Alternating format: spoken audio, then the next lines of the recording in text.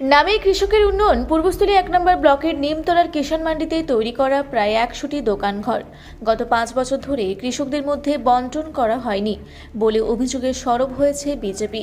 এমনকি ওই কিষাণ মান্ডির 1/3 দখল করে রেখেছে নাদনঘাট থানার পুলিশ।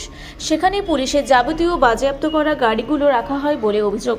কিষাণ মান্ডির ওই গেট দিয়ে নাকি সাধারণ মানুষের প্রবেশ নিষেধ। এদিকে কিষাণ মান্ডির 3 নম্বর গেট দীর্ঘকাল ধরে বন্ধ।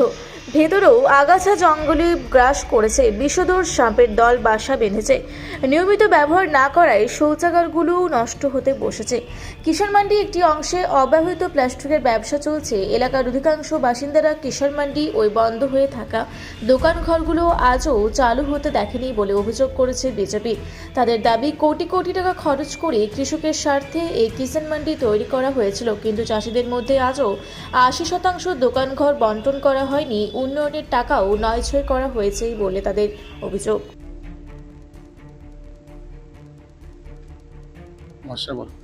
পূর্বস্থলী 1 নম্বর ব্লকের এই গুরুত্বপূর্ণ কৃষক মান্ডি, যেখানে সরকারের কোটি কোটি টাকা ব্যয়ে এই মান্ডি নির্মিত হয়েছে। এর প্রকৃত উদ্দেশ্য ছিল কৃষক এখানে তাদের নিজস্ব মাল মজুত রাখবেন এবং এখানে কৃষক তার মাল ক্রয় এবং বিক্রয় উভয় কাজই এই কিষাণ মান্ডির থেকে হবে। আজকে দীর্ঘ বছর অতিবাহিত এই কিষাণ মান্ডি তৈরি হয়েছে। কোটি কোটি টাকা ব্যয়ে এই কিষাণ মান্ডি, যেখানে প্রায় 1.5 শতাধিক কাউন্টার আছে, 1.5 শতাধিক ঘর রয়েছে। সেই ঘরগুলো সব শাটার বন্ধ, কৃষকদের এখানে দেখা মেলে না। ওপেন শেডের উপরে কিছু খুচরো কৃষি কাজের কর্ম এখানে চলে। বাকি এই বিশাল কিষাণ মান্ডির 3টে রো, যেখানে 2টো রো ওপেন থাকলেও প্রথম রোয়ে কিছু সবজি জাতীয় কিছু কাজ চলে।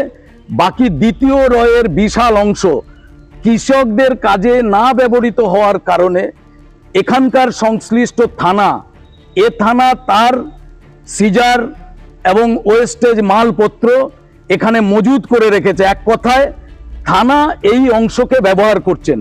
বাকি তৃতীয় অংশের যে বিশাল রো, যেখানে প্রায় 1.5 শতাধিক রুম, সেই ঘরগুলো জানি না কাদের কাছে ডিস্ট্রিবিউট করা হয়েছে।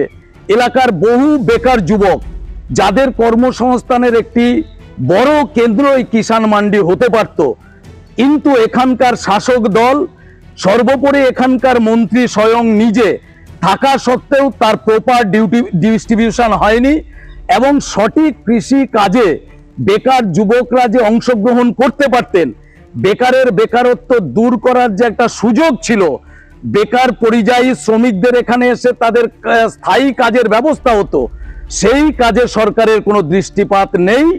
ভেতরে ভেতরে আমাদের জানা নেই নেতাদের নামে এই রুমগুলো ডিস্ট্রিবিউট হয়েছে কিনা। আমরা চাইব এই সংবাদ মাধ্যমের মধ্য দিয়ে এই ডিস্ট্রিবিউশন লিস্ট ওপেন করা হোক।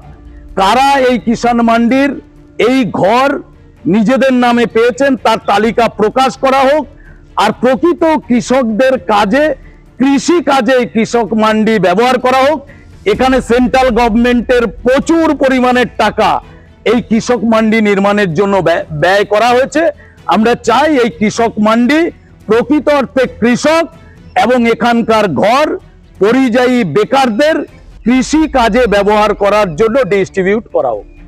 কি নাম আপনার? রাজীব ভৌমিক, বিজেপির স্টেট কমিটি মেম্বার।